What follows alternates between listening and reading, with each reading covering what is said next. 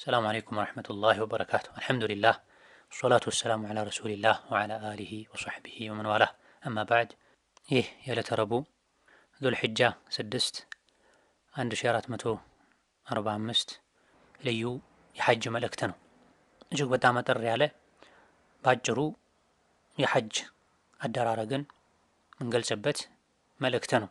የመጀመሪያው የሐጅ ቀን ላይ ወይም 8ኛው ቀን ላይ ከያሉበት ለበይክ አላሁመ ለበይክ ለበይክ ላ ሸሪከ ለከ ለበይክ ኢነል ሐምደ ወኒዕመተ ለከ ወልሙልክ ላ ሸሪከ ለክ እየተባለ ወደ ሚና ጉዞ ይደረጋል።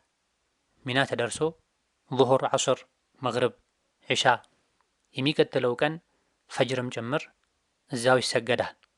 ባለ 4 ረካዎች ሁለት ረካ የተደረጉ ባለ 4 ረካዎች ሁለት ይደረጋሉ። ነገር ግን ሁሉም ሶላት በወቅቱ ነው የሚሰገደው።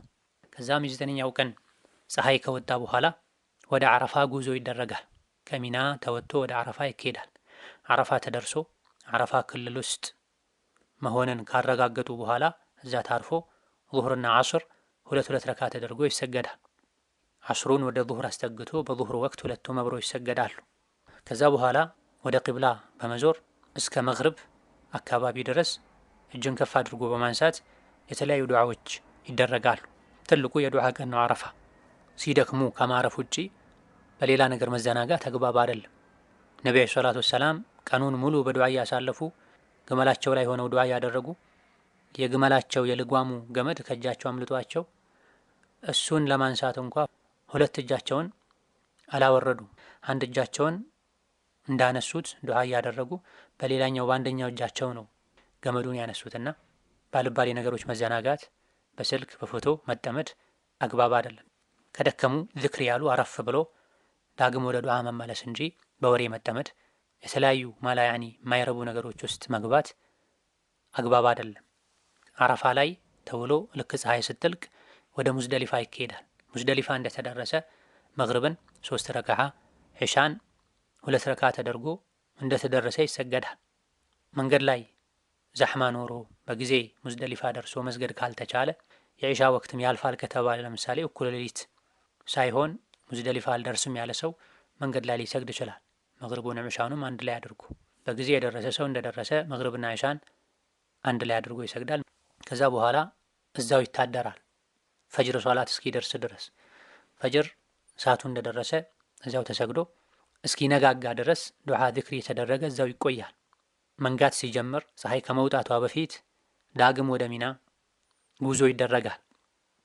ሚና እንደተደረሰ የዒዱ ቀን ላይ ማለት ነው ወደ ጀምረቱል ዐቀባ በመሄድ 7 ጠጠር ይወረወራል።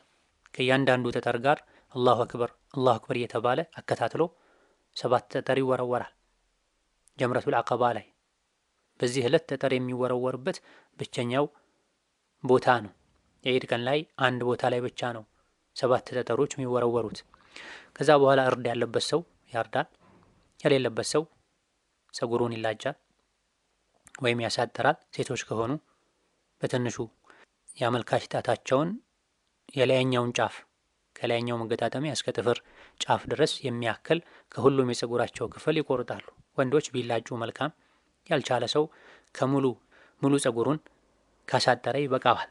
ጠጠር ከተወረወረና ፀጉር ከተላጨ በኋላ ወይም ጠጠር ከተወረወረና እርድ ከታረደ በኋላ ከሶስቱ ሁለቱ ከተደረገ በኋላ በሐጅ ምክንያት ተከልክሎ የነበሩ ነገሮች በሙሉ የተፈቀዱ ይሆናሉ። ከግብረ ስጋ ግንኙነት ውጪ የፈለጉትን ልብስ መልበስ፣ ጥፍርን መቁረጥ፣ ሌሎችም በኢሕራም ምክንያት የተከለከሉ ነገሮች የተፈቀዱ ይሆናሉ። የሚከለከለው ግንኙነት ብቻ ይሆናል።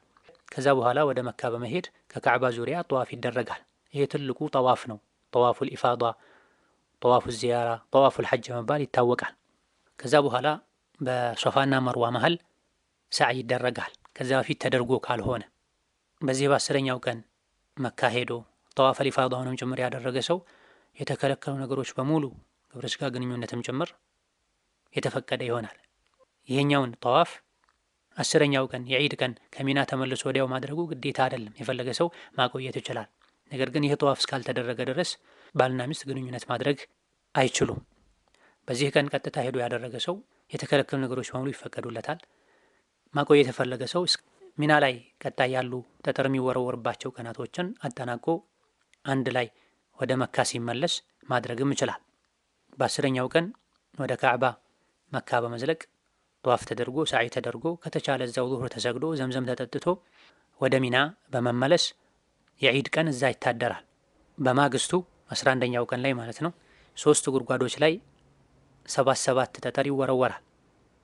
ጀምረቱል ኡላ፣ ከዛ ጀምረቱል ውስጣ፣ ከዛ ጀምረቱል አቀባ በመባል ይታወቃሉ። በዚህ ቅደም ተከተል መሰረት መሆን አለበት። እያንዳንዱ ጉድጓድ ላይ 7 ጠጠር በተከታታይ አላሁ አክበር አላሁ አክበር የተባለ ይወረወራል። 10ኛው ቀን ላይ ከዙሁር በፊት መወርወር ይቻላል፣ ችግር የለው። አቅመ ደካሞች በሽተኞች ሙዝደሊፋ ላይ ከእኩለ ሌሊት በኋላ ወጥተው ሚና በደረሱበት ሰዓት መወርወርም ይችላሉ። ጤነኛ የሆነ ሰው፣ ዑድር የሌለው ሰው፣ አቅመ ደካሞች አብረውት የማይጓዙ ሰው ሙዝደሊፋ አድሮ ፀሐይ ሊወጣ አካባቢ ሲል ወደ ሚና ሄዶ በደረሰበት ሰዓት ይወረውራል፣ ጠዋትም ይሁን ከሰዓት። ከ10ኛው ቀን በኋላ ባሉ ቀናት ግን ጠጠር መወርወር የሚቻለው ከዙሁር በኋላ ብቻ ነው። ከነቢም ከሰሓቦችም የተገኘው ይሄ ነው። ከዙሁር በፊት አይቻልም። ይሄን ያደረገ ሰው መልሶ መወርወር ይጠበቅበታል። ነፍሰ ጡሮች፣ አቅመ ደካሞች ራሳቸውን መወርወር ካልቻሉ ሰው ወክለው ይወረውርላቸዋል። 11ኛው ቀንም እዛው ሚና ይታደራል። በማግስቱ 12ኛው ቀንም 11ኛው ቀን ላይ እንደተወረወረው 3ቱም ጉድጓዶች ላይ 7 ጠጠር ይወረወራል። በዚህ ቀን 12ኛው ቀን ላይ ፀሐይ ከመጥለቋ በፊት ከሚና መውጣት የፈለገ ሰው የቸኮለ ሰው መውጣት ይችላል። 11 እና 12ን ከወረወረ በኋላ ሳይወጣ ፀሐይ የጠለቀበት ሰው አድሮ 13ኛውንም ቀን ልክ እንደ 11 እና 12ኛው ቀን 3ቱም ጉድጓዶች ላይ 7 ጠጠር መወርወር ይጠበቅበታል። ከዛ በኋላ ሚናን ለቆ ሙሉ በሙሉ መውጣትና ቀጥታ ወደ ሀገሩ የሚመለስ ከሆነ የመሰናበቻ ጧፍ አድርጎ ማይመለስ ከሆነ መካ አካባቢ የሚቆዩበት ቦታ ላይ ቆይቶ ወደ ሀገሩ ሲሄድ የመሰናበቻ ጧፍ አድርጎ ከመካ ይወጣል። በዚህም የሐጅ ስራ ይጠናቀቃል። እነዚህ ዋና ዋናዎቹ ናቸው። የተለያዩ ዝርዝር ነጥቦች አሉ። እነዚህን ከሰፊ የሐጅና ዑምራ አፈጻጸም ማብራሪያዎች ማግኘት ይቻላል። ወቢላሂ ተውፊቅ። ወሰላሙ አለይኩም ወረሕመቱላሂ ወበረካቱ።